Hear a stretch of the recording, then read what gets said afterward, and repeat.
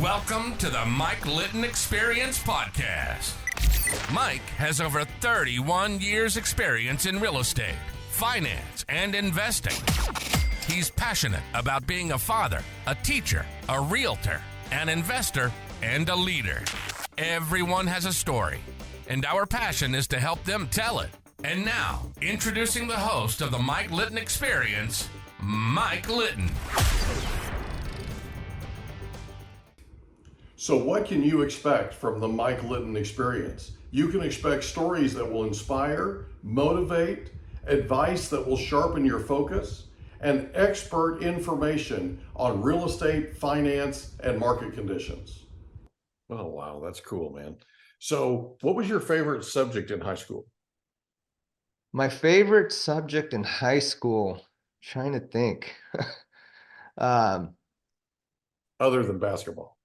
yeah, the other than PE or basketball, because that was a big part of That was it. my favorite subject, right? Yeah, My favorite subject was recess. I was that kid that would sit in class and look outside, yeah, ready to go, right? That's where I needed to be. yeah, exactly. And besides like ASB student body, I think I would say, I don't know. That's a good question, Mike. I think it ended up, I would say it was probably math, because Okay. it's just learning different numbers and equations, and just I really enjoyed that, because I'm a really numbers guy, and I think I enjoyed that. Obviously took English and history. No, those were all great, but I think math was my favorite subject. That's cool. So you graduate high school. Mm-hmm. Where do you go then? I go to UCSD, so went to UCSD. I was thinking I was going to be a doctor, pre-med. I went with a couple buddies um, from high schools that went there, and we lived in the dorm together. That was fun. I was part of a fraternity at UCSD. I rushed, and yeah, I was thinking about pre-med, going through those courses, biology, chemistry, but then I decided, this is just not a right fit for me. And after my father passed away, because after my first year in college, I come home and I'm there, and unfortunately the next day I see my dad passed away from a heart attack, and I was the only one at the house. It was just a tragedy, and it's stuck with me. And I thought, yeah, I'd want to continue pursuing medicine because of that too. But I just found out later I was just doing it for the wrong reasons, and Yeah. and decided to switch from being a biology major. I ended up getting my minor in biology and chemistry because I took so many courses, Yeah. but decided to switch it to do economics. But UCSD was fun. I had a group of friends that we were always studying together, playing basketball, doing the intramural sports, and just figuring out life, the college life. But it Yeah. was a great time. Yeah, UCSD is amazing. I used to use when I was in high school and in college, I would use their library. Oh And yeah. so I got to spend a lot of time down there, and I absolutely fell in love with the students. I fell in love with the staff. I fell in love with the campus, the whole thing. So I was actually out there the other day for the first time in probably 10 years. And there was a basketball tournament a basketball tournament, and Oklahoma University was in the basketball tournament, and they were playing the championship game against USC. I see. And we were planning on going, and we got our wires crossed somehow, and we ended up without tickets. So it's never a good idea to go to a sold out tournament without tickets, right? We thought we had them, but anyway, you got our wires crossed. So we end up going to BJ's down the way in La Jolla, and watching it from there and hanging out in the bar. We had more fun anyway. And Oklahoma won, so it was good. We're good. Oh, great. But it brought back a ton of memories, and it was amazing how much UCSD has changed in the last 10 years. It doesn't look like the same place. I mean, Yeah, I haven't been there for a while, but it's amazing, man. that's It's right here. amazing. I need to go check it out. But I remember after I moved back from living in the dorms once my father passed away. I moved back home, and I remember just going to school from in the morning and staying there till like studying and living, pretty much living in the library, and then coming back home like 10, 11 at night after working out, playing in the gym, some basketball as well too. But I lived in UCSD for those 4 years. Even though I didn't live on campus, I pretty much spent all my time, and it was a lot of fun. Yeah, it's a cool place, man. It really is. So you graduate UCSD with a degree in economics and a minor in biology and chemistry, right? Correct. Then where do you go? Then I was trying to figure out like what do I want to do with my life if it's not going to be a doctor, because being Middle Eastern too, you're like you're either a doctor, a lawyer, or an engineer. Right. So for me it was a doctor, but then I decided that wasn't it. So then I was just doing a bunch of internships and trying to figure out like what I want to do. So I did a bunch in medical, and I decided, it's not for me.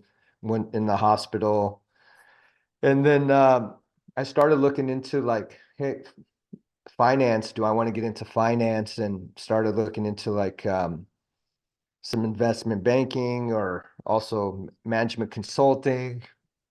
Looked at different job fairs there, applied at different places. Fortunately, I didn't get into any of those places. I got into this company called Accredited Home Lenders, Okay. which was a wholesale mortgage bank. Yep. And I they know had them this well. like, yeah, they had this management trainee program.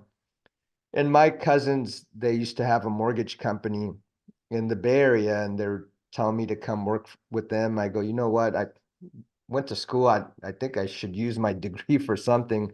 I Right. can always come work with you guys, but you guys are doing it. You guys didn't go to get a degree or anything. So I need to go work corporate for first and just see that direction, because I thought going through the corporate ladder would be the best move and gives me some pedigree. And so I did that because they had like this whole mortgage banking program, understanding the ins and outs of uh, that, and they had a whole year training. I said, I'll do that and then see what happens. So I pretty much learned the ins and outs of mortgage banking, understanding lending, appraisals, worked in the appraisal department, worked in underwriting, worked Wow. in the secondary market, and just really understood like how mortgage banking works.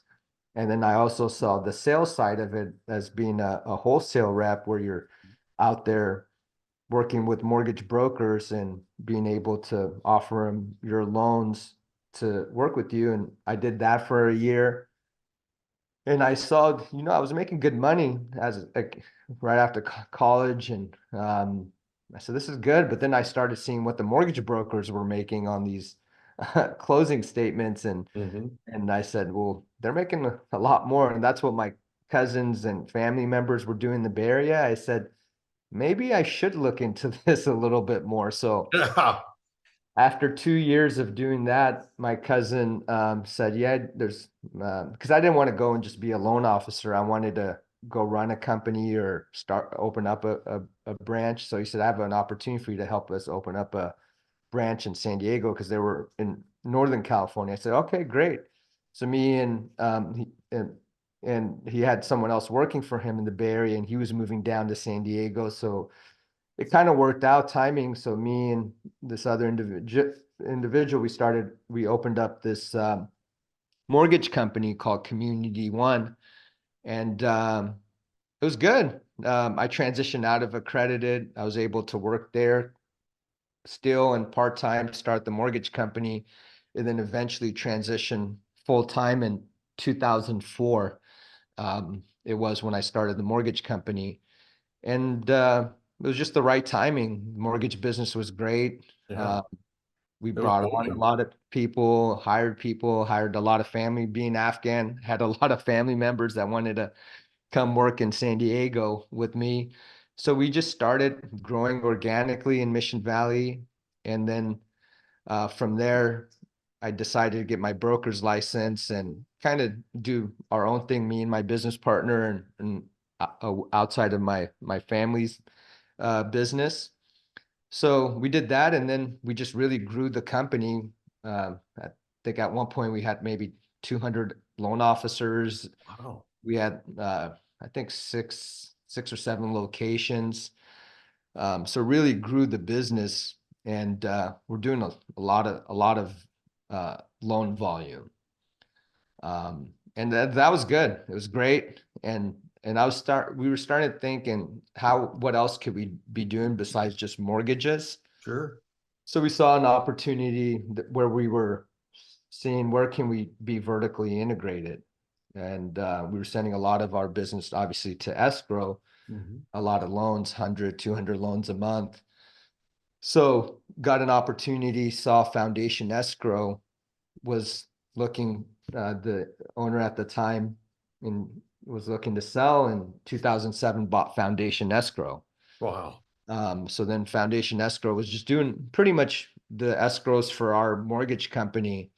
And that was good. But I said, well, maybe this can stand on its own, because Yeah. we brought on another employee where she was doing business outside of our mortgage company and had a bunch of real estate agents sending them business. And I said, well, the escrow fees are a lot more on the purchase On the side purchase compared side, to yeah. refinance. So let's see what we could do with this. And then just started really growing the Foundation Escrow, and started bringing in other clients, brought in great team members to really help grow it, escrow officers. So eventually it was where 99% of the business was the mortgage company, First Financial's business, that the escrow company was handling.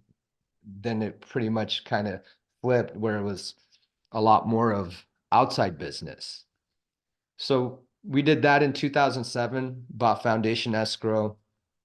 Also, we were sending out a lot of direct mail, being a lender. I don't know how much we were probably sending out, a couple 100,000 mailers a month. So it was costing us a lot of money. So I said, well, this is an expense for us. What else could we do to maybe reduce our expenses here? Why don't we just go buy a direct mail company? So I ended up buying a direct mail company in Boise, Idaho. Yeah. Not a bad idea.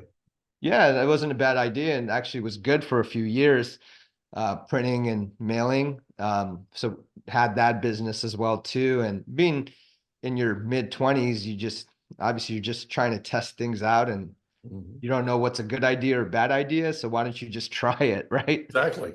How will you know until you try it, right? Yeah. And you don't have as much fear, right? You don't have that fear of failure or anything like that. You've never done it. So let's just keep going. So we did that, and the direct mail company in Idaho, there was a printing mailing shop, and figured out how to do that business. And that was good for a while.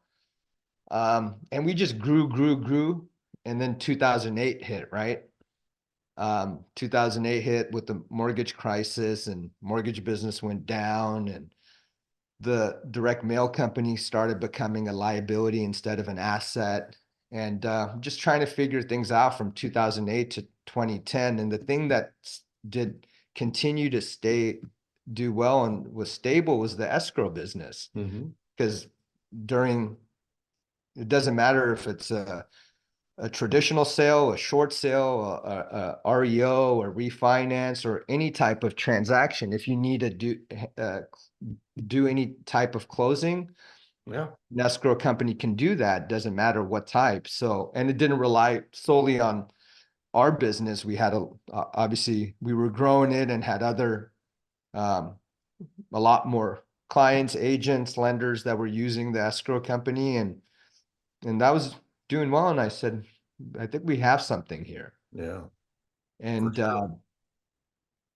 it really started putting more time and focus in the escrow company. Um, Unfortunately, in 2010, me and my business partner split up, decided that it just wasn't a right fit. And sometimes partnerships work that way, right? Yeah, it happens. It runs its course. It's good for a while, and then sometimes it doesn't work. So then I took over the escrow company. He kept the mortgage and the direct mail company. And from 2011, I just haven't looked back, and just been really focused on how do we improve the escrow experience? How do we make buying and selling simple? And just being really focused on escrow and growing that business has been really a great experience from 2011 and on. And we've been able and fortunate enough to bring in some great team members, some great escrow officers that provide great escrow experience to our partners like yourself and buyers and sellers, our sales team that does a phenomenal job, that is out there providing value and how we can help partner with our realtor partners and grow their business. So it's just been a great way of helping our agents grow their business, but also our team members too. And it's been really fulfilling to see how our team members have continued to grow. Yeah. As well. So I don't know if you know this, but I owned a Keller Williams office for 18 years. No, I didn't know that. And I had a number of vendors that wanted to call on our office, obviously, right? We had a couple of hundred agents, the whole thing. So one of the things that was a rule was if you came to the office with value as a vendor, if you figured out a way to add value to the agents, you could stay. But if all you were doing was coming to the office with your hand out as a vendor, you're out of here. Okay. Right. And I didn't remove a lot of vendors, but there were a few that I showed to the door. So adding value, as I'm sure you can imagine, as a broker owner, right, and also a practitioner, and I've been doing this for 32 years now. Wow.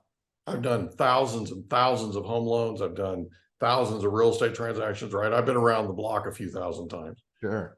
And what was interesting to me was last year, I had heard about Foundation Escrow, but I had never met anybody from Foundation Escrow. And Ryan Lipsey and I had a meeting in Carlsbad at a Loan Depot office, of all things. He was going there for a training, and he was helping to arrange it, that kind of thing. And so I met him there before the training, and he said, "Hey, you might want to stay for this. This Foundation Escrow is putting on this training, and you might want to stay for it. It might be something that might be of value to you." Mm-hmm. And I thought about it for a second. Where I really was going was I was leaving. I had other things on my schedule and I needed to go, right? I only had time for that meeting with him and I was leaving.